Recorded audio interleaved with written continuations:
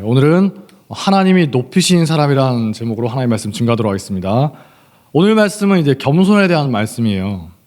교회 안에서 이제 모든 사람이 명심해야 되는 미덕이 무엇이냐? 겸손이라는 거예요. 오늘 말씀 이제 처음부터 끝까지 겸손을 강조하고 있죠. 장로님들을 비롯해서 교회 지도자들, 직분자들이나 간사님들이나 여전도 남전도 회장님들, 그 외에도 여러분들이 있죠. 여러분들도 겸손해야 하는 것이고, 여러분들이 성경 읽을 때 항상 명심해야 되는 게 뭐냐? 이 말씀은 어떤 사람에게만 해당되는 것이다. 이렇게 착각하면 안 된다는 거예요. 사실상 모든 사람들에게 주어지는 말씀이 성경 말씀이죠. 모든 성도들이 겸손해야 된다는 겁니다. 교회를 지배해야 되는 영적 흐름인데, 물론 교회마다 영적 흐름이 다를 수는 있겠지만, 성경적으로 봤을 때 교회를 지배해야 하는 영적 흐름이 있어야 되는데, 그게 뭐냐? 겸손이라는 겁니다. 왜 그런가? 오늘 5절 말씀을 보니까 하나님이 교만한 자를 그냥 싫어하는 게 아니라 하나님이 대적하신다고 해요. 그리고 겸손한 자들에게는 은혜를 주시는 겁니다. 예수님도 말씀하셨죠. 누가복음 14장 11절 말씀. 무릇 자기를 높이는 자는 낮아지고 자기를 낮추는 자는 높아지리라. 하나님이 제일 싫어한, 죄는 다 싫어하시지만 제일 싫어하는 죄 한 가지를 꼽으라 하면 교만이에요. 하나님이 교만한 자를 대적하실 정도로 엄청 싫어하시는 겁니다. 반대로 겸손한 자는 너무나 사랑스럽게 보신다는 거예요. 이제 우리가 곧 선교를 떠나지 않습니까? 선교지에서도 어때요? 여러분 경험적으로 아실 겁니다. 마음 가운데 정말 선교지에 있는 분들을 존중하고 겸손한 마음으로 다가가면 사람들이 그걸 느껴요. 근데 내 마음 안에 뭔가 무시하는 마음이나 거부하는 마음이나 혹은 교만한 마음이 있으면 그 사람들도 느낀다는 거예요. 인간은 영적인 생물이니까. 실제로 옛날에 조선시대 말에 구한 말에 이제 우리나라에 왔던 선교사님들도 기록을 보면 이제 그분들이 서양 분들이니까 알게 모르게 이제 좀 조선 사람들을 무시하는 그런 게 있었거든요. 그러다 보니까 말은 잘 통하지 않는데 조선 사람들이 귀신같이 그걸 캐치한 거예요. 그래서 이제 별명을 붙입니다. 양대인 오셨다. 대인 하면서 이제 비꼬는 거예요. 양대인 오셨네 하면서 이제 별로 이제 복음을 잘 받아들이지 않게 되는 그런 벽이 있었던 거죠. 근데 이제 그런 선교사님 중에 어떤 분들이 내 마음 가운데 교만이 있었습니다 하면서 회개하고 겸손해지기 시작했을 때 무슨 일이 있었죠? 평양 대부흥이 그때부터 시작되게 됐던 거예요. 겸손하면서 회개하게 됐을 때. 근데 이제 제가 교회에 있다 보면 다른 종교에서 오신 분도 있고 또 이제 믿은 지 얼마 안 된 그런 분들 있지 않습니까? 저한테 물어보시는 분들이 종종 있어요. 제가 사역자로 교회에 있다 보니까 가끔 이제 이상한 말을 들을 때가 있습니다. 무슨 말이냐? 목사님, 주의 종에게 순종해야죠. 여러분도 혹시 그런 말씀 하신 적 있습니까? 이런 말씀 하시는 분들은 그 마음 자체는 굉장히 겸손한 게 맞아요. 그 말은 어떻습니까? 그 말 자체는 틀린 거죠. 네, 틀린 말이에요. 일단 제가 주의 종입니까? 맞아요. 네, 주의 종이에요. 여러분은 주의 종 아니에요? 다 똑같이 주의 종이에요. 여러분 신약 성경 보면 베드로전서 보면 무슨 말씀이 있습니까? 모든 믿는 사람이 다 왕 같은 제사장들이다. 구약 시대는 따로 이제 분별해서 세웠지만 신약 시대는 다 똑같다는 겁니다. 신약 시대에는 여러분들도 다 똑같이 제사장 역할을 맡고 있는 거예요. 다 평등한 거예요. 목사가, 여러분 착각하시면 안 됩니다. 구약 시대처럼 제사장이나 선지자들처럼 기름 부어서 특별하게 세운 그런 존재가 아니에요. 여러분 아닙니다. 착각하시는 분들이 있어요. 무슨 교회에서 목사님이 더 높은 분이고 이런 생각하시면 저기 이제 천주교로 가시면 됩니다. 거기는 이제 교황이 있고 추기경, 대주교, 주교, 사제 이렇게 해서 수직 구조니까 하이라키니까 당연한 건데 종교개혁을 한 우리 개신교회에서는 절대 그렇지가 않죠. 여러분, 제가 절대 여러분보다 높은 사람이 아니라는 거예요. 교회에서 절대 아닙니다. 자꾸 이제 저한테 물어보신 분들이 있는데 특히 새신자인 분들 물어보는데 제가 이 시간에 확실히 말씀드립니다. 절대 아니에요. 그냥 저는 가르치는 직분을 맡은 겁니다. 직분은 꼭 제가 해야 되는 게 아니니까 아니다 싶으면 제가 내려놓을 수도 있어요. 네. 종신직이 아니라는 거예요. 그러니까 여러분들이 뭐 목사를 뭐 윗사람이라거나 저분은 기름 부음 받은 특별한 존재야 이렇게 여기시면 안 된다는 겁니다. 그거 절대 성경적이지 않아요. 다른 종교에서는 어떻게 가르치는지 잘 모르겠습니다. 근데 교회에서는 그게 맞아요. 신학교에서 분명히 그렇게 교수님들이 가르치거든요. 제가 만약에 여러분들 앞에서 이런 말을 어느 날 하기 시작하면 여러분들이 저를 굉장히 조심하셔야 됩니다. 어디서 감히 목사에게 목사의 권위에 도전하지 마라. 윗사람에게 순종해야지. 제가 어느 날 이런 말 갑자기 하기 시작하면 제가 뭘 잘못 먹었거나 영적 상태가 굉장히 심각한 거니까 저를 위해서 기도해 주시면 됩니다. 담임 목사님이 계속 강조하시는 게 있죠. 우리는 약물의 계다. 성도들을 하나님께로 인도하는 역할을 맡았을 뿐이지 직분 맡은 거예요. 교회를 잘 섬기라고. 사람에게 복종한 게 아니라 여러분들이 목회자에게 사람에게 복종한 게 아니라 하나님께 복종하면 되는 것이고 제가 설교를 하고 있는데 제가 하는 말이 그냥 설교니까 무조건 아멘하고 받는 게 아니라 베레아 사람들이 어떻게 했죠? 과연 그러한가 고민을 하고 말씀을 비추어 생각했던 것처럼 여러분들도 제가 하는 말이 과연 그러한 것인가 하나님 말씀에 비추어서 맞는 말인가 아닌가 그걸 판단하셔야 한다는 겁니다. 만약에 여러분들이 제 말 그냥 목사님 말씀하셨으니까 맞겠지 무지성으로 믿고 받아들이고 만약에 저한테 막 복종하려고 하시면 1차적으로는 하나님께 죄를 짓는 거고 또 이제 저를 점점 괴물로 만드는 거죠. 실제로 인간이라는 존재가 어떻습니까? 주변에서 막 떠받들어주고 목사님 무조건 맞아 이렇게 축해 세워지면 금방 교만해지거든요. 저도 막 그런 게 있더라고요. 제가 아는 이제 선배 목회자님들 중에서 이런 함정에 빠져서 망가진 분들이 굉장히 많아요. 당장 생각나는 한 두 분이 계신데 제가 청년 때 이제 제 친구 따라서 제 친구가 막 자기 교회에 와서 성경 공부하자 해가지고 저는 뭐 처음에 이제 신천지인 줄 알았는데 거기에 이제 몇 년 갔던 교회 목사님이 계신데 그때 그 목사님이 설교하는 걸 들어봤는데 굉장히 인상 깊었어요. 왜 내 말을 듣지 않느냐 이 한심한 인간들이 있다. 내 말을 듣지 않는 한심한 자들이 있다. 하나님께 복종하듯이 목사와 상위 리더들에게 복종해야 된다. 그렇게 가르치던 분이 있었는데 최근에 소식을 들어보니까 감옥 가시더라고요.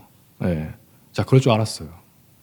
또 어떤 분은 설교 시간마다 막 자기에게 순수하게 복종하지 않는 그런 교인들을 막 비판하는 분이 계셨는데 또 소식을 들어보니까 조만간 감옥 가실 것 같습니다. 결국에 사고를 치거나 아니면 교회를 망치게 되어 있다는 거예요. 교회에서 사람이 높아지다 보면 하나님께서 반드시 치신다는 겁니다. 여러분들이 저한테 뭐 원한을 가지시고 저를 망치고 이제 죽이려고 작정하셨으면 저를 막 떠받들고 무조건 제 말에 복종하시면 됩니다. 제발 그런 거 하지 마라. 인간에게 주목하지 말고 오직 말씀으로 판단해야 된다. 솔라 스크립추라 이런 말이 있죠. 성경 말씀에 비추어서 생각하고 판단해야 된다. 그래서 우리가 500년 전에 천주교로부터 갈라져 나온 거예요. 종교개혁을 한 겁니다. 왜냐? 인간이란 존재는 틈만 나면 교만해지고 도무지 겸손과는 거리가 먼 존재라는 거예요. 성경에서 계속 경고하고 있지 않습니까? 자꾸만 인간적인 생각으로 교회 안에서 누가 높고 누가 낮다, 계급을 나누고 내가 누군데 감히 이런 우월의식을 가지기 시작하면 문제가 있다는 거예요.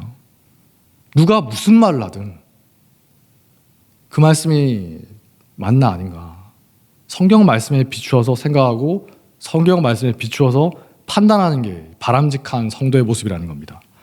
지금까지는 이제 자꾸 헷갈리시는 분들이 저한테 물어봐가지고 제가 이제 이 기회를 빌어서 그거 아닙니다라고 설명을 드린 거고 오늘 이제 말씀을 보겠습니다. 오늘 말씀을 보니까 이제 먼저 지도자들에게 권고하고 있죠. 사실상 모든 분들이 새겨들어야 되는 말씀입니다. 2절에서 4절 말씀을 함께 읽겠습니다. 시작. 너희 중에 있는 하나님의 양무리를 치되 억지로 하지 말고 하나님의 뜻을 따라 자원함으로 하며 더러운 이득을 위하여 하지 말고 기꺼이 하며 맡은 자들에게 주장하는 자세를 하지 말고 양무리의 본이 되라. 그리하면 목자장이 나타나실 때 시들지 아니하는 영광의 관을 얻으리라. 저는 이제 목사니까 목사 입장에서 말하는 거고, 여러분들은 이제 각자가 처한 상황에 대입해서 생각하시면 되는 겁니다. 간사님들은 팀원에 대해서, 직분자들은 성도에 대해서, 회장 여전도회 여기 남전도 회장님도 계신데 구성원들에 대해서 이제 그렇게 생각하시면 된다는 거예요. 먼저 첫 번째 뭡니까? 억지로 하지 말고 하나님의 뜻을 따라 자원함으로 해야 된다. 내 생각대로 막 강요하는 게 아니라 말씀으로 차근차근 설득하고 이제 마음으로부터 동의가 되어서 자발적으로 나서게 하라는 거예요. 당장의 결과를 위해서 억지로 동원하는 게 아니라 그렇게 이제 자발성이 중요하다는 거죠. 두 번째, 더러운 이득을 위해서가 아니라 기꺼이 하래요.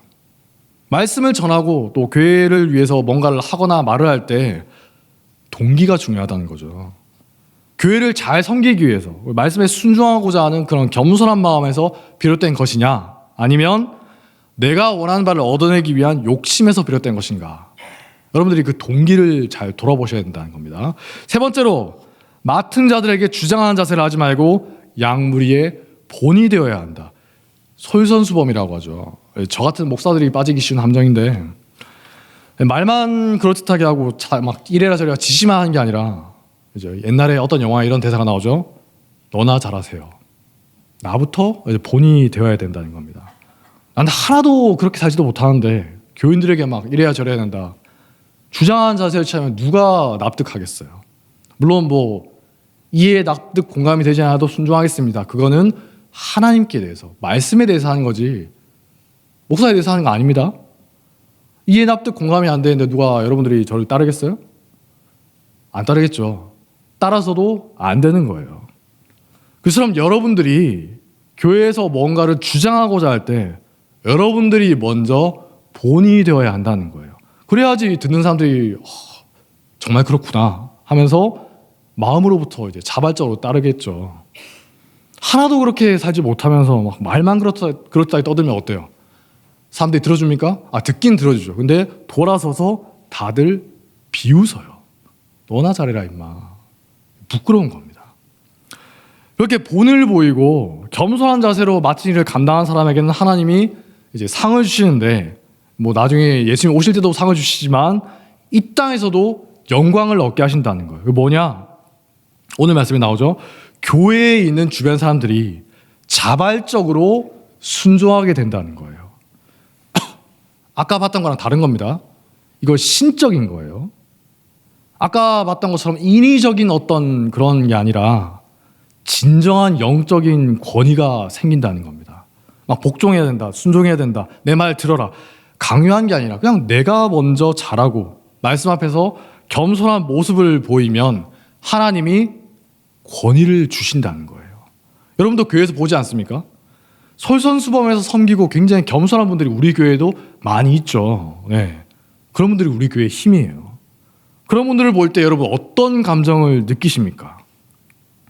마음에서부터 우러나는 자발적인 순종의 마음이 있어요. 저도 교회에서 어떤 분들이 말씀하시면 저도 모르게 경청하게 되더라고요. 그런가 하면서 그분이 말씀하신 거에 대해서 제가 막 순종하고 싶은 마음이 있어요. 그래야겠다. 예, 알겠습니다. 근데 억지로 하는 게 아니라 제가 너무나 즐겁게 그래야겠습니다. 그렇게 하겠습니다. 그렇게 하겠습니다. 말을 안 하더라도 속으로라도 제가 그래야겠다, 이런 마음이 든다는 거예요. 왜냐? 평소에 계속 보잖아요. 그분이 어떤 사람이냐. 한결같이 겸손하시고 순전한 마음으로 섬기는 분들이구나. 그분이 딱히 자기 말 들으라고 소리치지 않더라도 알아서 주변에서 다 경청하고 있어요.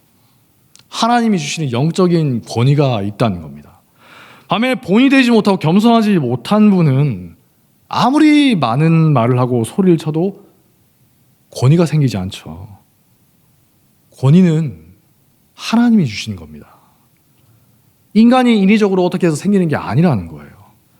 뭔가 여러분들이 내 말에 권위가 없구나 그렇게 느끼신다면 오늘 말씀 붙들고 간절하게 기도하셔야 된다는 겁니다. 하나님, 제가 하나님의 뜻을 따라서 자원함으로 하고 더러운 이득을 위해서가 아니라 기꺼이 하며 주장하는 자세가 아니라 본이 되게 도와주시옵소서. 그럴 때 하늘로부터 오는 영적인 권위가 우리에게 임한다는 거예요. 이 원리를 너무나 잘 알았던 사람이 베드로죠. 오늘 말씀도 베드로가 쓴 건데 이 말씀 기록하면서 얼마나 웃겼겠어요. 옛날 자기 모습이 떠올랐겠죠. 누구보다도 권위에 목말랐던 사람이 베드로지 않습니까? 복음서 보면 심심하면 제자들끼리 싸워요. 길 가다가도 싸우고 어디 있을 때도 싸우고 누가 더 높으냐, 내 권위가 더 높다, 나를 인정해라. 그 중에서 베드로가 둘째가라면 서로 정도로 맨날 싸우죠. 최후 만찬 자리에서도 예수님 앞에서 베드로가 다른 제자들 막 깔아보면서 예수님께 말하는 거예요. 자기야말로 예수님의 진짜 충신이다. 저야말로 진정한 제자입니다. 큰 소리 치는 겁니다. 평소에도 제자들 사이에서 그리고 다른 사람들 앞에서 얼마나 자기 어필을 했겠어요. 제발 나 좀 알아달라. 인정해달라. 내가 예수님이 택하신 12명의 제자 중에 한 명이지 않느냐. 나를 특별하게 여겨달라. 아무도 그렇게 대우해 주질 않아요. 영적인 권위가 없었다는 겁니다. 스스로 막 높아지려고 발버둥 치는데 그럴수록 더 비참해질 뿐이라는 거예요. 12제자 중에 한 명인 걸 아무리 내세워봤자 주변 반응이 어땠겠어요? 그래서 뭐 어쩌라고. 제자 타이틀을 달았다고 해서 자동으로 권위가 생기는 게 아니라는 겁니다. 저도 목사 타이틀 달았다고 자동으로 권위가 생기는 게 아니고 여러분도 직분 맡았다고 자동으로 권위가 생기는 게 아니라는 거예요. 진짜 권위는 하나님으로부터 오는 겁니다. 베드로가 이제 나중에 배신자가 되고 부활하신 예수님을 만나서 완전히 바뀌지 않습니까? 이전과 전혀 다른 사람이 되죠. 그때부터 베드로에게 놀라운 일이 벌어져요. 성전에 갔더니 이제 태어날 때부터 걷지 못하던 사람이 있어요. 베드로가 예전에도 그 사람 알았습니다. 예루살렘에 있는 모든 사람이 아는 사람이에요. 근데 베드로가 그 사람을 일으켜 세워서 걷게 하죠. 주변 사람들이 보고 다 놀라서 막 베드로에게 몰려드는 거예요. 와, 당신 대체 어떻게 그런 일을 할 수가 있었느냐? 엄청난 영광의 순간이지 않습니까? 베드로가 말 한마디만 해도 사람들이 다 받았으면서 경청하고 존경하고 떠받들 것 같은 그런 분위기예요. 그런데 놀라울 정도로 베드로가 칼같이 자릅니다. 사도행전 3장 12절 말씀.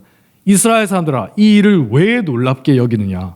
우리 개인의 권능과 경건으로 이 사람을 걷게 한 것처럼 왜 우리를 주목하느냐? 그러면서 오직 예수님만 증거하는 거예요. 양모리개처럼 예수님만 드러나게 하는 겁니다. 거기 베드로가 설교를 하는데 한번 잘 읽어보세요. 은근히 자신을 드러내는 내용이 전혀 없어요. 이 사건을 읽는 누구도 베드로에게 주목하지 않고 베드로에게 영광을 돌리지도 않는다는 겁니다. 그 외에도 베드로가 여러 가지 일을 일으키죠. 중풍병자를 일으킨다거나 아니면 죽은 사람을 다시 살려내요. 거의 예수님 같은 일을 하는 거예요. 그런데 이런 상황에 대해서 성경이 별 말을 남기지를 않는 겁니다. 이상할 정도로. 여러분, 중풍병자를 일으키고 죽은 사람을 살려내면 어떨 것 같아요? 주변 사람들이 막 난리가 났겠죠. 동네가 막 떠들썩했을 건데 성경이 너무나 담담하게 기록하고 있다는 거예요. 중풍병자를 일으킨 후에 성경이 뭐라고 하냐? 사람들이 다 그 사람을 보고 죽게로 돌아오니라. 죽은 사람을 살린 후에 온 욥바 사람이 알고 많은 사람이 주를 믿더라. 그리고 끝. 더 이상 어떤 말도 없어요. 베드로가 당연히 사람들을 막 뜯어말리고 진정시켰겠죠. 자기를 주목하지 말고 이런 일을 행하신 하나님께 영광 돌리라. 사람들이 막 자기를 칭찬하고 축켜 세우고 존경을 하는데 굉장히 불편했던 거예요. 왜 나한테 이러시지? 하나님을 보십시오. 이후에 또 무슨 일이 있습니까? 로마의 백부장이었던 고넬료가 베드로 앞에 엎드려서 절을 하죠. 식민지인에게 로마의 백부장이 절을 한 거예요. 엄청난 사건이지 않습니까? 주변에 막 자랑할 만한 그런 일이에요. 근데 그때도 베드로가 절을 하자마자 바로 일으켜서면서 이렇게 말합니다. 일어서십시오. 저도 사람일 뿐입니다. 자기는 그저 죄 많은 인간일 뿐인데 왜 자기를 주목하느냐는 거예요. 오직 예수님만 바라보고 모든 영광을 하나님께 돌리라는 겁니다. 솔리데오 글로리아. 오직 하나님께만 영광을. 어때요? 베드로가 이전에 자기 힘으로 내가 영광을 얻어보겠다 막 애쓸 때 오히려 비참해지지 않습니까? 기껏해야 인간의 영광을 얻어요. 썩어 없어질 헛된 영광만 얻을 뿐이고 그거 얻어봤자 망할 뿐이라는 거예요. 마치 창세기 11장에 나오는 바벨탑 사건 같지 않습니까? 바벨탑 사건의 그 바벨탑 정신이 뭐예요? 우리가 우리 이름을 내자. 우리 이름을 내자. 그런 내용이 나오죠. 주체가 누굽니까? 인간이에요. 자기 영광을 얻기 위해서 인간들이 발버둥 치는 그런 순간이라는 겁니다. 하나님이 심판을 받는 거예요.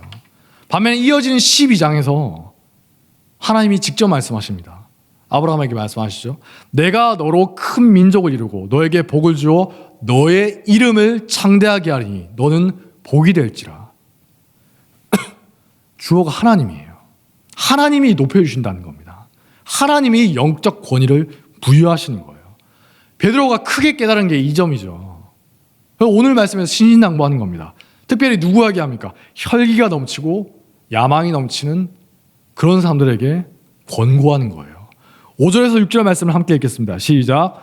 젊은 자들아 이와 같이 장로들에게 순종하고 다 서로 겸손으로 허리를 동이라. 하나님은 교만한 자를 대적하시되 겸손한 자들에게는 은혜를 주시느니라. 그러므로 하나님의 능하신 손 아래에서 겸손하라. 때가 되면 너희를 높이시리라. 때가 되면 우리를 높이신다는 거예요. 하나님이 정하신 때가 있습니다. 하나님이 뜻하신 방식이 있어요. 우리를 쓰실 때가 언젠가 올 것인데 그 전까지는 우리가 그냥 겸손하게 맡겨진 일에 충실하게 있으면 된다는 거예요. 마침내 때가 되어서 하나님이 우리를 높여주신데 그거는 아무런 부작용이 없어요. 근데 인간이 스스로 높아지는 건 바벨탑을 쌓는 것에 불과하다는 겁니다. 반면에 하나님이 높여주신 건 어떻습니까? 이방인에게도 존경을 받는 거예요. 아브라함처럼. 우리가 교만에 빠져 있으면, 겸손한 마음이 없으면 영적인 권위가 생기지 않는 건 둘째치고 정말 심각한 문제가 뭐냐? 점점 하나님의 음성이 들리지가 않아요. 말씀 앞에 마음이 둔해지는 겁니다. 사울이 그랬죠. 처음에는 좀 겸손한가 했는데 왕이 되고 권력에 이제 눈이 돌아가고 사람들의 여론을 신경 쓰기 시작하니까 점점 교만해지는 겁니다. 내가 왕인데 누가 나를 건드리냐? 내가 왕인데 내가 알아서 내가 하겠다는데 누가 나를 맡겠느냐? 어떻게 되죠? 성경을 사무엘상 말씀 잘 보세요. 주변에 사울에게 충고를 해줄 사람이 점점 없어지는 거예요. 처음에는 있었죠. 아들 요나단도 사울에게 말합니다. 아버지 그러시면 안 됩니다. 그러다가 죽을 뻔했어요. 친아들도 처음에는 말을 합니다. 사울이 막 제사장들을 죽여라 해도 부하들이 차마 그러지 못하고 또 말리는 사람도 있었겠죠. 근데 나중에 보면 아무도 사울에게 조언을 해주는 사람이 없어요. 기껏해야 귀신을 부르는 여인이 어디 있는가 그런 거 알려줄 뿐이에요. 망하는 길만 제시하는 겁니다. 그런 사람만 주변에 남는 거예요. 사울 스스로 오랜 기간에 걸쳐서 그런 상황을 만든 거죠. 자업자득이에요. 반면에 다윗은 어떻습니까? 끊임없이 주변에 말해주는 사람들이 있어요. 사무엘도 있고 나단도 있고 갓도 있고 또 여자였던 아비가일도 있고 아비가일 말 듣고 돌이키잖아요.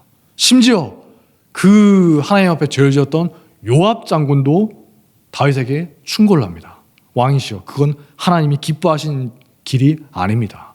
요압의 충고도 다윗이 듣는 거예요. 물론 그때는 듣지 않아서 하나님께 징계를 받지만 그만큼 다윗이 평소에 주변 신하들의 말을 잘 들어주는 사람이었다는 겁니다. 그 솔선수범해서 믿는 자의 모습이 어떤 것인가? 다윗이 본을 보이는 인생을 살았죠. 그러니까 다윗의 부하들 어떤 사람입니까? 성경을 보니까 불량배들이 많았다고 해요. 다윗의 부하들이 대부분이 이제 사회에 이제 밀려난 아웃사이더들이니까 질이 나쁜 사람도 굉장히 많이 있었는데 그 거칠고 무례하고 하나님을 모르던 이방인들이 이제 시간이 지나면서 다윗의 말이라면 죽음을 무릅쓸 정도로 충성하고 하나님을 믿는 사람으로 변화되는 거예요. 말씀 앞에서 하나님 앞에서 겸손한 사람은 끊임없이 돕는 사람이 있다는 거예요. 모세에게는 어떤 사람이 있었습니까? 호밥 같은 사람이 있었죠. 그리고 조언을 해주는 장인, 이드로, 르우엘이라고도 하는데 그런 사람들이 있었다는 거예요. 모세가 들어주니까 그런 사람들이 도울 수가 있었던 거죠. 하나님이 물론 우리에게 영적인 권위도 주시지만 이런 여러 방식으로 우리 주변의 사람들을 통해서 겸손한 사람들을 끊임없이 도와준다는 겁니다. 여러분, 주변에 있는 사람들이 하나님이 도우려고 보내준 사람들이라는 거예요. 우리가 최근에 새벽에 민수기를 보고 있지 않습니까? 거기에 나오는 모세가 어때요? 모세의 권위가 어디로부터 비롯된 것입니까? 이스라엘 백성들이 처음부터 모세를 잘 믿고 따른 게 아니죠.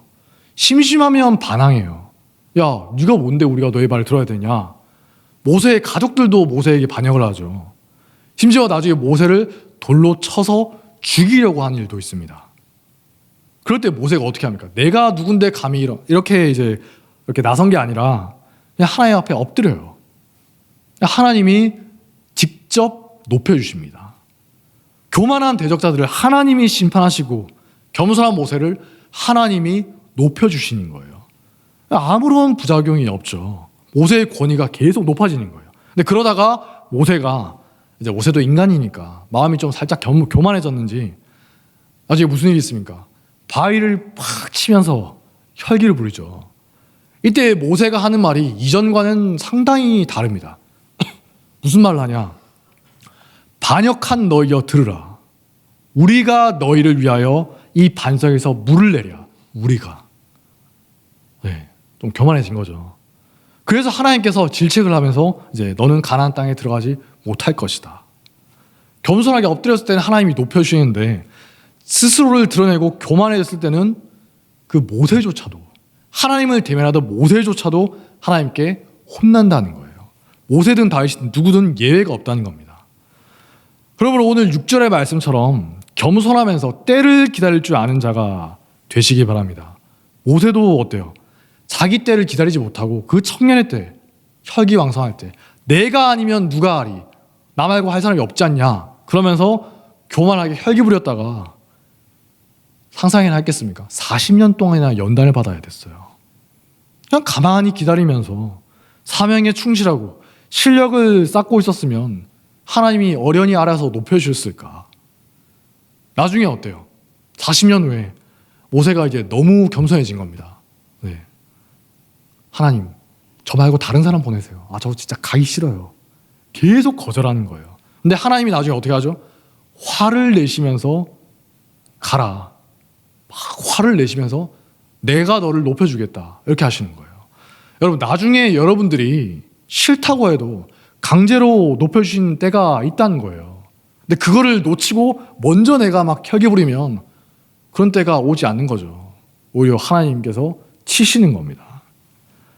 이런 분들은, 이렇게 하나님의 뜻을 그냥 가만히 기다리시는 분들은 제가 보니까 남들이 무시하거나 알아주지 않아도 신경도 안 써요. 왜냐? 확신이 있는 겁니다. 오히려 사람들의 무시를 받으면 막 은근히 즐거워하기도 해요. 여러분들이 막 한 100억 정도 유산으로 받을 게 있는데 남들이 거지라고 놀리고 있으면 화가 나겠습니까? 웃음이 나겠습니까? 웃음이 나는 거죠. 마음에 여유와 자신감이 있어요. 내면이 충실한 겁니다. 막 사람들의 인정을 받기 위해서 발버둥 치는 빈곤한 내면이 아니라 하나님이 높여주신 때를 기다리는 겸손함과 확신이 있기 때문에 여유가 있는 거예요. 남들이 뭐라 하든 예 하면서 그냥 아무 신경도 안 써요. 레드오션에서 내가 이 기회를 놓치면 안 돼 하면서 내가 높여야 돼 하면서 막 인정받기 위해서 머리 터져가면서 레드오션에서 다투고 막 싸우고 서로 시기 질투하면서 그렇게 살 필요가 없다는 겁니다. 아브라함처럼 남들이 좌하면 저는 우회할게요. 남들이 내가 오른쪽으로 가겠다. 저는 그러면 왼쪽으로 가겠습니다. 어디든지 그냥 블루오션 찾아가면 되는 거예요. 어차피 하나님이 때가 되면 알아서 높여주신다고 약속하셨잖아요. 써주실 건데 내가 뭐하러 인정받고 돋보이려고 죽어라고 애써야 되냐. 그럴 필요가 전혀 없다는 겁니다. 옛말에 이런 말이 있죠. 공자님 말씀인데 남이 나를 몰라준다고 걱정하지 말고 내가 남을 알지 못할까 걱정해라. 오늘 말씀과 일맥상통하지 않습니까? 왜 나를 알아주지 않느냐. 내가 이만큼 대단한 사람이다. 그런 쓸데없는 생각은 제발 접어두시라는 겁니다. 그런 건 전혀 그리스도인답지가 않아요. 왜 자기 어필을 해요? 바벨탑을 쌓는 거예요. 그리스도인은 남과 비교하면서 열등감에 사로잡힐 필요도 없다는 거예요. 시기 질투하면서 막 자기 스스로를 학대할 필요도 없어요. 하나님이 다 아시는 분이잖아요. 설마 우리를 잊어버리시겠습니까? 언젠가 때가 되면 하나님의 방식으로 알아서 쓰시고 높여주신다는 거예요. 나중에 하나님께서 화를 내면서 야, 내가 너를 높이겠다는데 네가 뭔데 그걸 거부하냐, 이런 말 한번 들어봄직하지 않습니까? 우리가 걱정해야 되는 건 뭐냐, 내가 혹시 다른 사람을 알아보지 못할까, 그것만 걱정하시면 돼요. 우리 주변에도 잘 찾아보면 훌륭한 분들이 굉장히 많이 있거든요. 보이지 않는 곳에서 묵묵하게 섬기는 겸손한 분들이 우리 교회에도 많이 있습니다. 제가 예전에 한 몇 주 전에 저녁 예배 끝나고 좀 늦게 갔는데 다들 돌아가셨는데 이제 권사님들 몇 분이 남아서 주방에서 막 앉아서 그 주에 우리들이 먹을 야채를 막 다듬고 계시더라고요. 그 야밤에. 제가 이제 그 사진을 보고 너무 마음이 뭉클해져서 사진을 찍어서 담임 목사님께 보내려고 하다가 참았습니다. 목사님, 이분들이 정말 우리 교회 자랑스러운 분들이지 않습니까? 하면서 막 하려고 하다가 그냥 참았어요. 예. 근데 그런 분들 외에도 보이지 않는 곳에 섬기는 많은 분들이 있어요. 제가 모르는 분들도 있겠죠. 제가 우리 교회 와서 이제 그런 분들 하나하나 알아가는 재미가 있더라고요. 아, 이분은 이 시간대에 여기서 조용히 섬기고 계시는구나. 물론 그분들은 알아달라고 그런 거 하는 분들이 아닙니다. 겸손하게 섬기는 분이에요. 하나님 보실 때 얼마나 사랑스럽겠어요. 근데 우리는 알아야죠. 우리 주변에 본이 되는 분들을 알고 또 그분들을 따라서 묵묵히 살다가 보면 언젠가 주님이 우리를 높이실 때가 온다는 겁니다. 남들이 나를 알아주지 않는다고 한탄하지 말고 내가 남을 알아보지 못할까 걱정하십시오. 그래야 할 때 우리 교회가 교만이 죽고 겸손이 넘치는 교회가 될 수 있을 것입니다. 바벨탑의 영광이 아니라 아브라함의 영광과 모세의 권위를 추구하는 겸손한 그리스도인이 되시길 주님의 이름으로 간절히 축원합니다. 자리에서 일어나겠습니다. 충만 찬양하겠습니다.